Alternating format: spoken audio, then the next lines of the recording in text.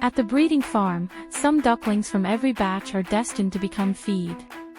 Any defect that raises costs results in elimination. These select few who survive enjoy a privileged start, unlike ordinary meat ducks. They receive high-quality feed and comfortable housing with heat lamps and regular free-range time. Male and female Muscovy ducks are kept together at a ratio of 1 male to 3 females. They naturally begin mating. These crested ducks are familiar from our childhoods, but now less common. There are 3 main varieties of Muscovy ducks based on their plumage: white, black, and spotted black and white. Each variety has a distinct appearance. However, they all share a common feature, the head carbuncle, which is more pronounced in males. Ducklings are hard to sex, but in adulthood, the male's large heads and thick necks make them easy to spot.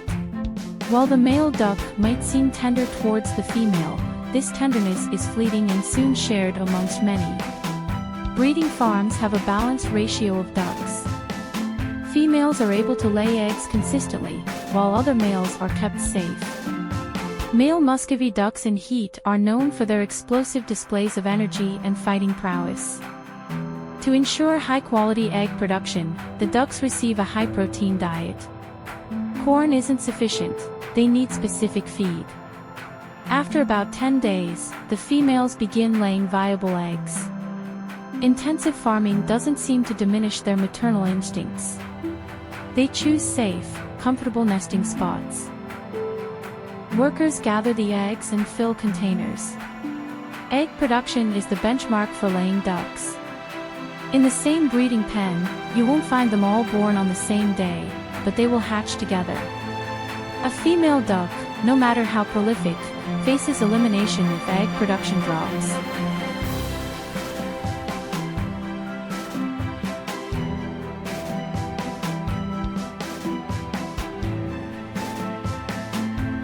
Collected eggs go to the hatchery, where they are carefully inspected with a handheld light. Fertilized eggs are set aside, others are sent to market as fresh eggs. The fertilized eggs are then placed in incubation trays, which are then loaded into the incubator. They are incubated at a high temperature of 37 degrees Celsius for 35 days. Warm lamps and rotating trays ensure even heating. The eggs are periodically sprayed with water to maintain humidity. After a week or so, the eggs are candled again. Fertilization doesn't guarantee success. Undeveloped or dead embryos are common. The candling process is repeated several times during the incubation period. The ones that pass all inspections generally go on to hatch successfully. About a month later, there's movement and life in the incubator. Ducklings break through their shells, taking their first breaths. The hatching process takes several hours. They become part of the cycle, literally. The surviving ducklings finally have a moment to breathe, but more challenges await. Once dried, they're sorted. Workers grab them, quickly check their vents to sex them, and sort them into different crates. This quick and sometimes rough method is the only way to differentiate at this stage. There's a clear division of labor based on sex. Some will become breeders, while others are fattened for meat, with a preference for males due to their larger size. Meat ducks face a shorter life. Muscovy ducks grow more slowly than typical meat ducks, so the rapid 28-day growth cycle doesn't apply here. They need 2 months or more. Ducklings are lined up and vaccinated. In their short lives, vaccinations are a recurring event, beginning almost as soon as they're born. With high-density farming, preventing disease is critical. A single sick duckling could wipe out an entire flock. The newborns are especially vulnerable. As a tropical breed, they require specific care. To ensure warmth and dryness, they are housed on raised, ventilated platforms with wood shavings. Heat lamps provide crucial warmth, with adjustments made depending on the duckling's behavior. The temperature is gradually lowered, about half a degree to 1 degree Celsius every day, until it reaches 28 degrees Celsius, then it's maintained through the brooding phase.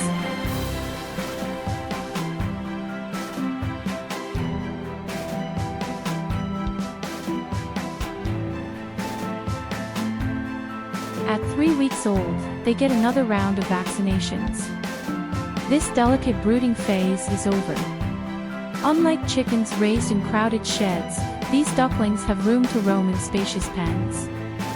Regular outdoor time is part of their care. Their feed also differs from standard duck feed. Muscovy ducks adapt to both wet and dry environments. They need space, roughly double the area of usual duck pens. This relative luxury is uncommon in intensive farming. The feed consists of ground corn and beans, supplemented with micronutrients. The mixture is then processed into pellets. The term feed doesn't inspire confidence. Most people assume it's a mystery mix. It's really just a blend of grains, beans, and vitamins. This feed is brought to the farm and dispensed according to the duck's weight. They eat eagerly, and this diet, with the addition of rice, continues until they are grown. But problems arise. Regular meat Muscovy ducks are easier to manage. Keep the small ones separated and just feed the rest. In about 2.5 months, they reach 8 to 9 kilos and are ready for market. At this stage, the Muscovy duck is more bird than duck. Domestic ducks and geese have largely lost their flight abilities due to centuries of domestication. Muscovy ducks, however, have only been domesticated for a few hundred years. They retain much of their wild instincts. They can fly hundreds of meters if given the chance. So, farmers use either netting or wing clipping to restrict flight.